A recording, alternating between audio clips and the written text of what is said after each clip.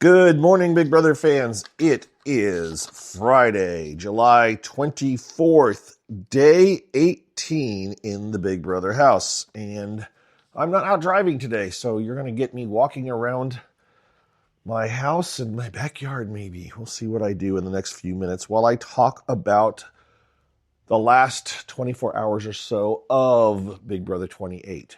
All right, so we had our eviction last night. And as predicted, expected, Rome went out after Jason won the Battle Back competition, which was a Tower of Hanoi. I think it's Hanoi. Whatever it is, it's a tower competition. They played the same one last year. It's been done on a lot of different reality shows, and Jason's obviously good at puzzles. Now, Rome on his exit interview said that he just started badly at the very beginning, and that's why Jason beat him. But Jason won, so Jason was safe, and as expected, the voting went in Melody's favor, and she stayed over Rome, although Rome did get one vote to stay. And again, as most of you probably have already seen it, you aren't surprised when I say that the vote to save Rome was actually from Taylor, not from Lyric. Lyric did not vote to save Rome. So it was 12-1 to save Melody. Rome was evicted. Rome was surprised to hear that it was Taylor when he was later talking with Julie. I don't know if there's been any kind of a big fallout from that vote. We watched initially like saying, oh, is Taylor gonna say she was the vote, or is people are going to assume it was Melody? It doesn't seem to matter, I don't think, in the end. We're not at that point of the game where a hinky vote causes that much discussion. Plus, as it ends out, the winner of the HOH competition probably didn't care in the end. It just doesn't matter. 12-1, one weird vote. They'll assume it was Lyric, whether she admits it or not, or Taylor had said it, and it's fine. So the feeds came back after we'd given up. I'd given up hope that the feeds were going to come back, and the feeds did come back before the HOH competition. They came back for a bit, and that's how we watched them talking. And then they did the feeds went down again for the HOH competition. They were down for terribly long. I don't remember how long it was, and it really doesn't matter. It was some type of a kind of a booth competition. It sounds like it was probably just in the backyard. And it was a wrestling-themed competition. Jesse was either there in person or on screen, and they had to keep track of certain things and voting. But yeah, it was elimination. I mean, like a booth elimination, because they were talking about, well, I knew this person was left, that kind of thing. So, in the end, Camus came away victorious, and so he is now the head of household. What does that mean for anybody? Depends on who you're rooting for. Camus is not part of the crossover alliance, but he is part of the Tool Shed alliance, and that is basically the hugest majority. The hugest majority. That's good, Mike. That is the majority of the house guests at this point. So they can kind of pick and choose who they want from the other side. And Camus' other side, he has enough people to pick from. Although initially he said he only wanted to nominate 3 people and not do any kind of a renom. But then he was talked out of that. And it sounds like, well, I watched him say initially, he said he wanted to put up Jason, Mallory, and Latrice. And he wanted, I think, either Mallory or Jason to go home. That was kind of his thing. That's who I want. This is who I want to go home.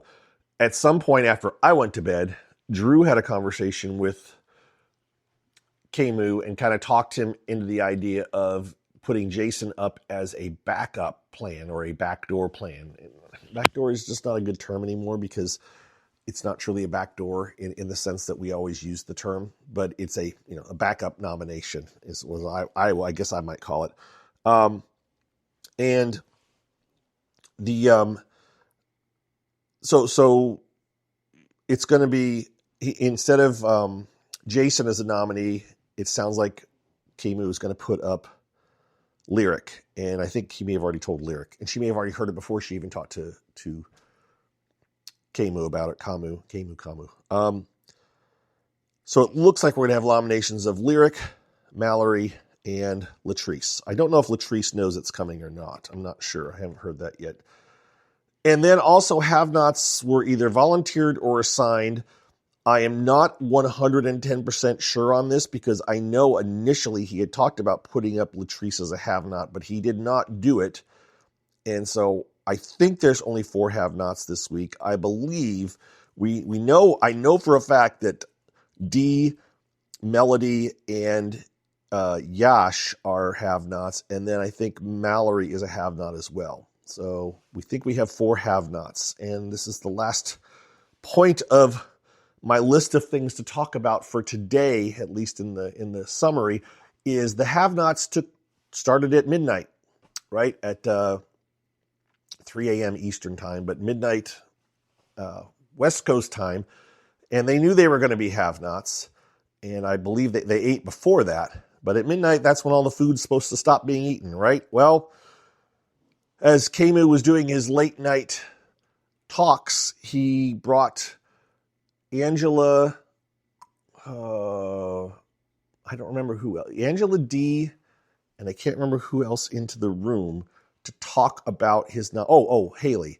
It was Haley, Angela, and Dee. He brought them into the HOH room to talk about his nominations. He was doing the whole, what we call the kiss the ring ceremonies, where we bring in different people individually, but he brought all these 3 ladies in at the same time to talk to them.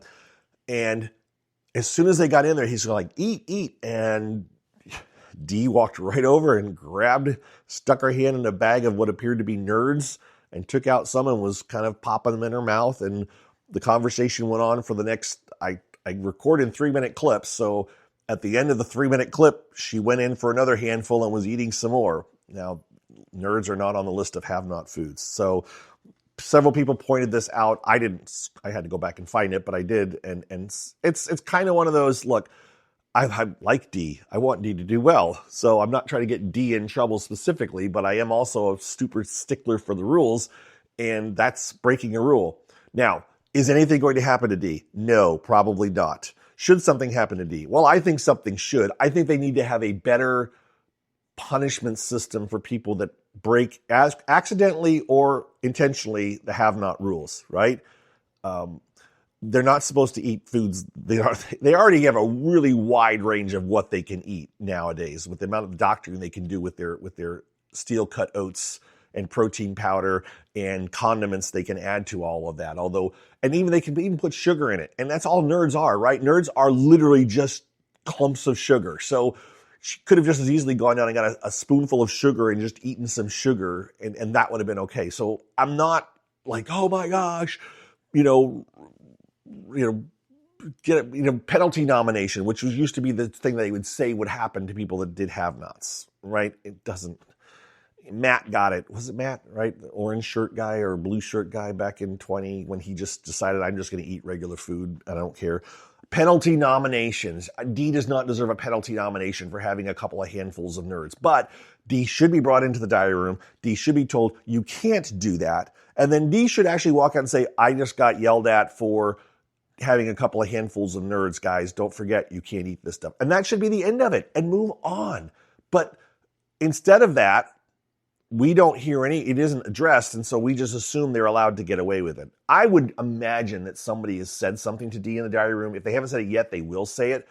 Dee needs to publicly say it, and where we see it as the viewer.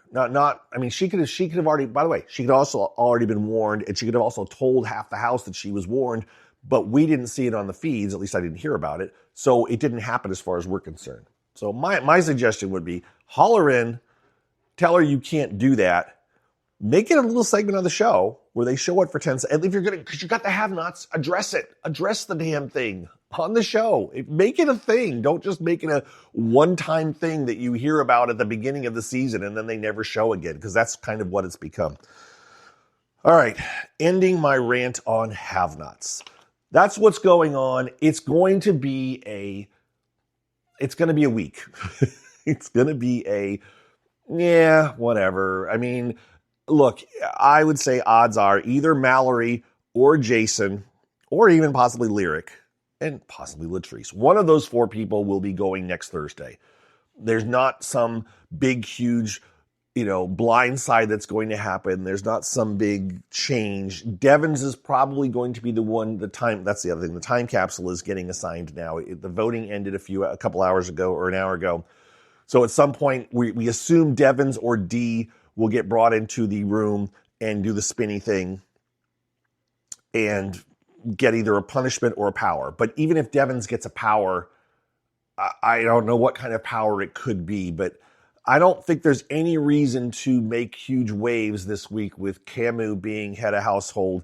He's with the majority of the house, at least for now.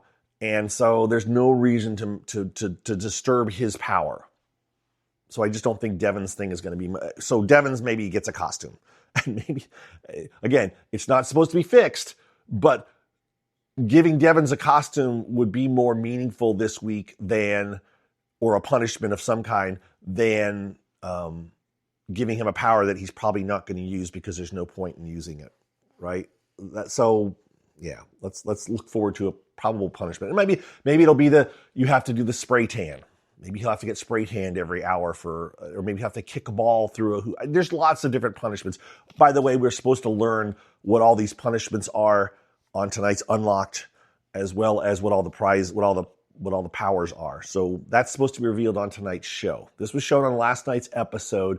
Ross Matthews came on. Ross Matthews was on season 1 of Celebrity Big Brother. He also, for 1 or 2 seasons, hosted the online house calls version, what we used to call house calls. I don't think it was called house calls with Ross, but anyways, it was kind of the online thing that they gave us as live feed watchers, and Ross hosted it. I actually at least did 1 or 2 call-ins to it, or recorded call-ins that Ross would answer my questions, or I would offer my opinion. It was something like that. I can't even remember.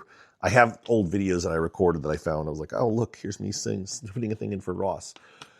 But Ross is going to be on tonight's episode along with the other hosts and is going to reveal these punishments and powers.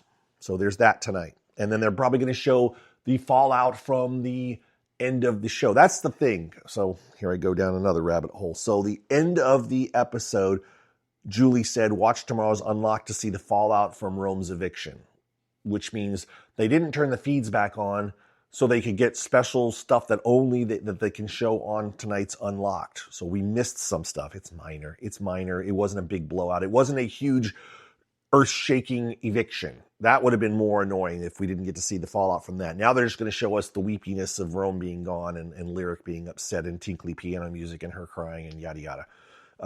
But it's going to be more important later on when there is a bigger eviction and they hold off the feeds and we don't get to see it. Because even though they show us 5 minutes, there's 45 minutes or an hour worth of video. And just because the editors decide that this is the good part to show us doesn't mean there was other stuff that we would be more interested in, right? Let us decide what we want to see. That's why you have 24/7 live feeds so that we can pick out what's interesting. They're not going to show Dee eating food. That's never going to make the show probably. I mean, I hope it does. I hope they make an example and it makes the show, but I don't think it ever will. So without the live feeds, we would have never known that Dee was snacking on nerds. All right. I think that's it for me for now, for a Friday. My voice is still a little bit scruffy. I still have a bit of congestion, but I am feeling 10,000% better. And so thank you for your well wishes. You know what we're going to do? I'm actually going to pause this for half a second, and I'm going to come back, and I'm going to give my patrons a shout-out because I owe them a shout-out, and then we're going to wrap things up. So half a second, and I'll be right back. It'll be like I never left. Okay, and here I am back, and this is to all of my patrons. So I do have a Patreon account. I have had a Patreon account for since 2018, actually, because I just looked back to see my 2 oldest patrons have been patrons since 2018. Thank you so much, guys. Appreciate you. But in order of oldest to newest, now some of these folks hibernate their patrons and then bring it back, but we're going to go from oldest to newest based on their accounts, right? So, and I usually just use their names or abbreviations, whatever. You know who you are. Just want to give you a shout out because I have a very small number of patrons, but they are a very loyal group and I do appreciate them. They are as follows. Ishara, who I talked to just last night while watching the live show, because I watched it on my Twitch and my YouTube.